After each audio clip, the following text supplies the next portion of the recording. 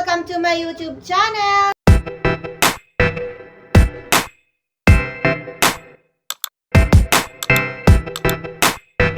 So for today's video is, ayun, may share lang ako yung ngayon tungkol sa ignition switch. Kasi nga, lagi tong tinatanong sa akin sa Black App. Itong ignition switch is pang CT100 siya.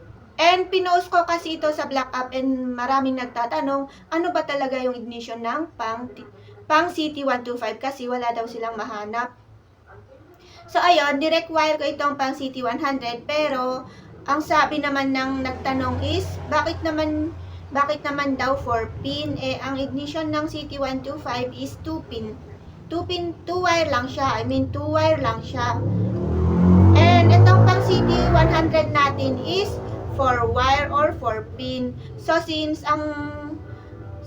totoo naman talaga, ang ignition switch ng CT125 na stock is 2 wire po talaga yan, yung stock.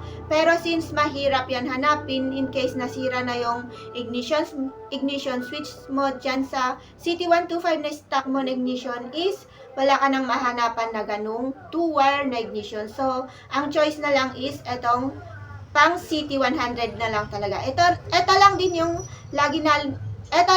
lagi namin binebenta sa shop sa mga nagtatanong pang CT125.